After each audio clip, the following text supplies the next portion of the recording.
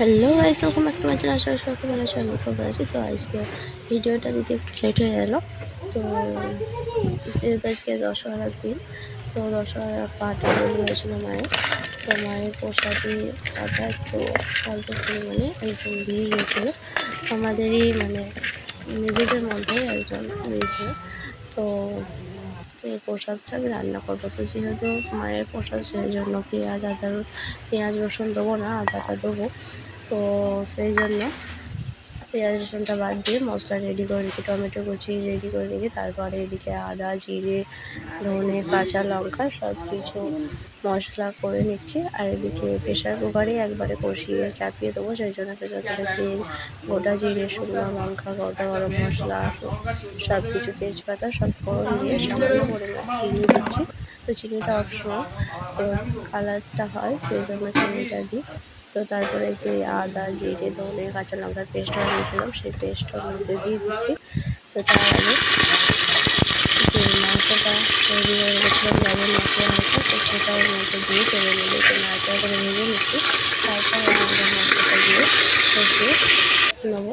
তো চলো মাংসটা প্রায় ভাজা ভাজা পুরো ভিডিওটা দেখতে থাকো, আশা করছি ভালো লাগবে। ভিডিওটি ভালো লাগলে অবশ্যই লাইক কমেন্ট শেয়ার করে দেবে।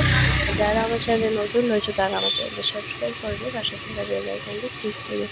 যেহেতু মায়ের প্রসাদ মায়ের ভোগ, আর মায়ের ভোগ দর্শন দুর্ভাগ্যের ব্যাপার একটা রয়েছে। তো সেই মায়ের প্রসাদে হচ্ছে আমি রান্না করছি। তো চলো, মাংসটা প্রায় ভাজা ভাজা হয়ে গেছে, এরপর ওর মধ্যে মশলাটা অ্যাড করে মাংসের সাথে মশলাটা কষাতে থাকবো।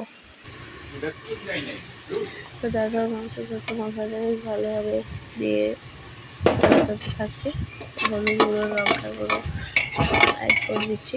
আর যেহেতু জিরেটা বেটে দিচ্ছি সেই জন্য জিরে আর ধনে পেস্টটা বেটেছিলাম, সেই জন্য জিরে গুঁড়ো আর ধনে গুঁড়োটা দিচ্ছি না। তো দিয়ে মশলাটা বেশ কিছুক্ষণ কষাতে থাকবো যতক্ষণ না ভালোভাবে মশলা থেকে তেল ছেড়ে আসছে।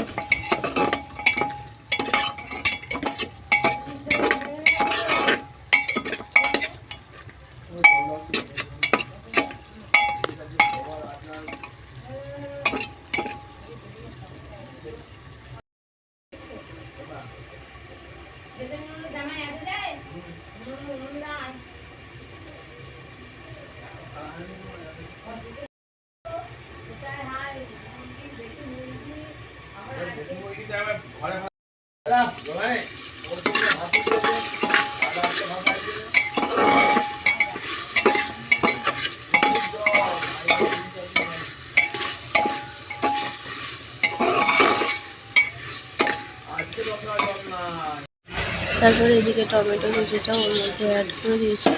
তো টমেটো কুচি দিয়ে সামান্য পরিমাণ লবণ দিচ্ছি, কারণ তাতে টমেটোটাও খুব সহজে গলে যাবে।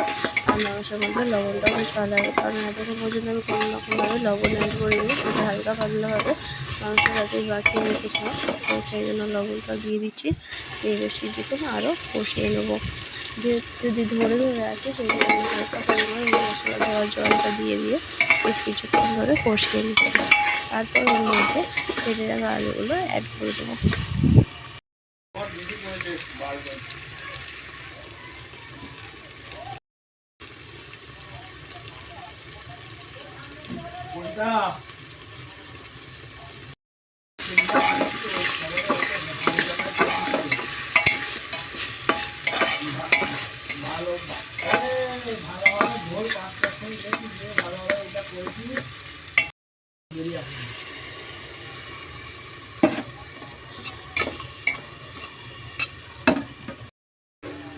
লোকসভা হচ্ছে লোকালিটি আর পঞ্চায়েত হচ্ছে গ্রাম।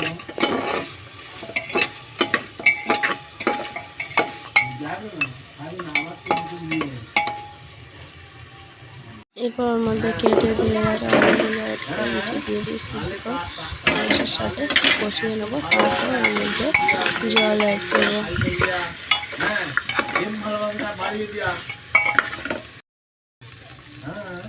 তাহলে এবারে তাহলে মুহূর্তের মধ্যে